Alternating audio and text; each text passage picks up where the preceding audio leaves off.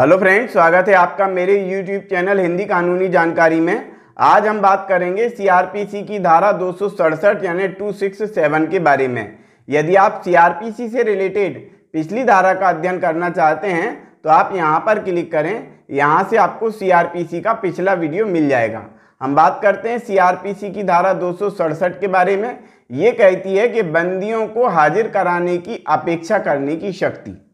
अब इसका क्या मीनिंग होगा भैया? बंदियों को मतलब के जो कैदी हैं उन लोगों को हाजिर कराने की यानी कि न्यायालय में हाजिर कराने की अपेक्षा कौन करेगा? अपेक्षा करेगा न्यायालय। तो न्यायालय ये अपेक्षा कर सकता है कि जितने भी बंदी हैं उनमें से जितने भी बंदियों की परीक्षा की जानी है, साक्ष्य ली जानी है उनको, या न्याय के लिए ये आवश्यक है कि आरोपों की जांच करने के लिए या अन्य कोई कार्रवाई करने के लिए उस व्यक्ति की आवश्यकता है जिसको कारागार में बंद करके रखा हुआ है। अब कारागार में जिस व्यक्ति को बंद करके रखा हुआ है वो अपने आप तो आ नहीं सकता कि उसको ये आदेश जारी कर दे न्यायालय कि भैया तुमको फलाने दिन हाजिर होना है। अब वो बेचारा स्वतंत्र नहीं है ना, स्वतंत्र नहीं है। तो ऐसे समय में न्यायालय क्या करेगा? किस व्यक्ति को आदेश जारी करेगा? तो भैया वो कारागार के भार साधक अधिकारी को, यानी कि जो जेलर है, ये समझे आपके जेलर को एक आदेश जारी करेगा। कौन जारी करेगा ऐसा आदेश? न्यायालय। कौन सा वाला न्यायालय? ऐसा न्यायालय जिसके न्यायालय में उस व्यक्ति का केस चल रहा है जो कि कारागार में बंद है। तब ऐसे समय में क्या करेंगे? अब वो आएगा कैसे? तो भैया जेलर को एक सूचना भेजेंगे कि भैया वो फलाने कैदी को आप लेकर के आओ और यहाँ पर उसके बयान लेना है, या जो उस पर आरोप लगाए गए हैं, जिस अपराध के लिए आरोप लगाए गए हैं, उस आरोपों के उत्तर हमें उससे लेना है। हमें जो है उस अपराधी की, उस आरोपी की आवश्यकता है जो आपके कारागार में बंद है। तब ऐसे समय में न्यायालय जो है एक आदेश जारी करेगा। अब आदेश जारी करेगा तो उस आदेश पर देखो, वो आदेश यदि द्वितीय वर्ग मजिस्ट्रेट के द्वारा जारी किया जाता है, ये समझ लेना आप, द्वितीय वर्ग मजिस्ट्रेट के द्वारा यदि ऐसा आदेश जारी किया जाता है जेलर के लिए, यानी कि कारागार के भार साधक अधिकारी के लिए, कि फलाने व्यक्ति की जो है साक्ष्य के लिए आवश्यकता है या आरोपों का उत्तर देने के लिए उसकी आवश्यकता है, तब ऐसे समय में वो जेलर जो है वो आदेश जेलर को कब तक नहीं भेजा जाएगा? वो आदेश तब तक नहीं भेजा जाएगा। कौन सा वाला? जो द्वितीय वर्ग मजिस्ट्रेट ने जारी किया है। कब तक नहीं भेजा जाएगा? तब तक नहीं भेजा जाएगा जब तक कि उस पर चीफ जुडिशियल मजिस्ट्रेट यानी कि मुख्य न्यायिक मजिस्ट्रेट के हस्ताक्षर नहीं करा लिए जाते। यानी कि द्वितीय वर्ग मजिस्ट्रेट क्या करेगा? पहले जो है प्रथम द्वितीय वर्ग मजिस्ट्रेट जो है वो मुख्य न्यायिक मजिस्ट्रेट को एक लेटर भेजेगा कि भैया इस पे हस्ताक्षर कर दो। क्यों हस्ताक्षर कर दो?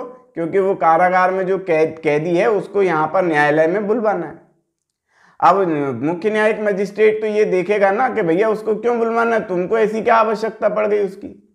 तो ऐसे समय में मुख्य न्यायिक मजिस्ट्रेट के समक्ष वो सारी बातें द्वितीय वर्ग मजिस्ट्रेट द्वारा बताई जाएंगी कि भैया ये कारण है और इस कारण के लिए उस व्यक्ति को बुलाया जाना आवश्यक है न्यायालय में। तो ऐसे समय में यदि मुख्य न्यायिक मजिस्ट्रेट यदि संतुष्ट हो जाता है कि भैया ठीक है, कोई बात नहीं, हस्ताक्षर कर देना चाहिए, बुला लेना चाहिए, तो वो हस्ताक्षर कर देगा। और यदि मुख्य न्यायिक मजिस्ट्रेट को ये लगता है कि ये द्वितीय वर्ग मजिस्ट्रेट जो है के द्वारा कही गई जो बातें हैं, जो तथ्य बताए जा रहे हैं कि भैया इसको बुलाया जाना जरूरी है, मुख्य न्यायिक मजिस्ट्रेट को ऐसा लगता है कि कोई जरूरी नहीं है, तब ऐसे समय में मुख्य न्यायिक मजिस्ट्रेट हस्ताक्षर करने से मना भी कर सकता है। तो ये पूरा विवरण हमने समझ तो लिया, लेकिन एक बार हम इसकी कानूनी लैंग्वेज को और पढ़ लेते हैं। हमको समझ में आ जाएगा कि इसमें क्या लिखा हुआ है ना। कुछ बातें हो सकती है कि मुझसे छूट गई हों, तो हम पूरी चीज़ों को इसको अध्ययन डिटेल से पढ़ लेते हैं। तो इसमें लिखा हुआ है कि जब कभी इस संहिता के अधीन किसी जांच, विचारण या अन्य कार्रवाई के दौरान किसी दंड न्यायालय को यह प्रतीत होता है, क्या प्रतीत होता है, कि कारागार में निरुद्ध व्यक्ति को किसी अपराध के आरोप का उत्तर देने के लिए या उसके विरुद्ध किन्हीं कार्रवाइयों के प्रयोजन के लिए न्यायालय के समक्ष लाया जाना चाहिए, अथवा न्याय के उद्देश्यों के लिए यह आवश्यक है न्याय के उद्देश्यों के लिए यह आवश्यक है कि ऐसे व्यक्ति को साक्षी के रूप में परीक्षा की जानी चाहिए।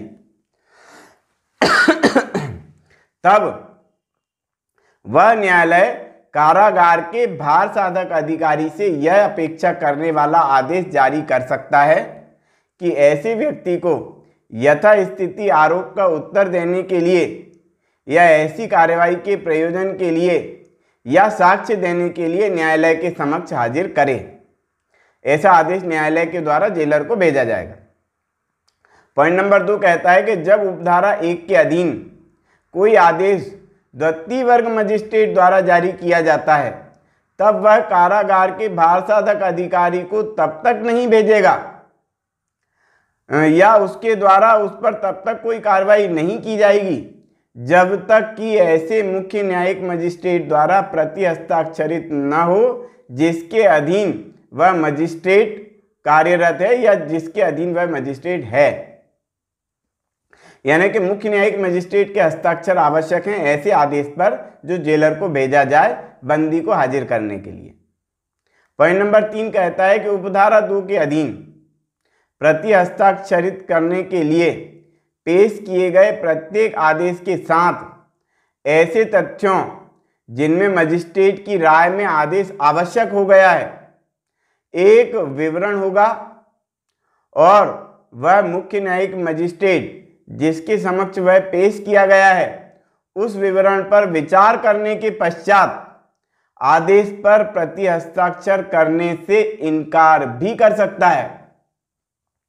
यानी कि वो कह सकता है कि नहीं भैया मुख्य न्यायिक मजिस्ट्रेट कह सकता है कि नहीं भैया वो द्वितीय वर्ग मजिस्ट्रेट ने जो आदेश जारी किया है उसकी कोई आवश्यकता नहीं है, उसको जेल के अंदर ही रहने दो, कोई परीक्षा की आवश्यकता नहीं है, कोई साक्ष्य की आवश्यकता नहीं है। लेकिन ये लगना चाहिए मुख्य न्यायिक मजिस्ट्रेट को तो वो हस्ताक्षर करने से मना करेगा।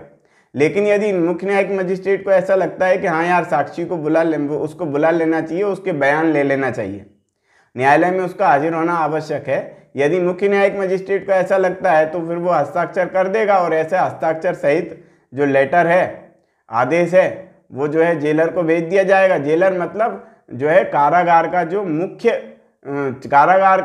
जो भार साधक अधिकारी है उसको मैं जेलर बोल रहा हूँ। जेलर तो वैसे अपन ये कहें कि जो जेल का जो मुखिया होता है उसको अपन जेलर बोलते हैं, लेकिन कानूनी लैंग्वेज में यहाँ पर उसको भार साधक अधिकारी कह दिया गया है। कौन? कारागार का भार साधक अधिकारी।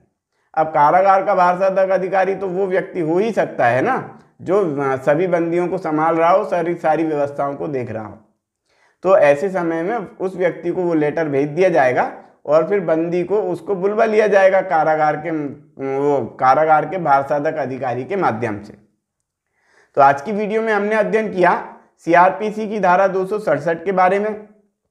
यदि आप सीआरपीसी से रिलेटेड या आईपीसी से रिलेटेड या सीआरपीसी भारतीय संविधान से रिलेटेड समस्त वीडियो देखना चाहते हैं और इसका अगला वीडियो देखना चाहते हैं यानी 268 का वीडियो देखना चाहते हैं तो यहाँ पर क्लिक करें। यहाँ से आपको समस्त वीडियो भी मिलेंगे और इस धारा के बाद का अगला वीडियो भी मिलेगा और संपूर्ण वीडियो यहीं से आपको मिल जाएंगे आईपीसी, सीआरपीसी और भारतीय संविधान के। तो आज की वीडियो में इतना ही।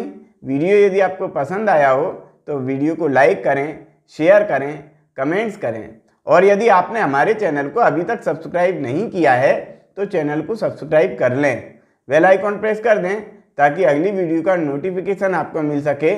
ये वीडियो देखने के लिए बहुत बहुत धन्यवाद।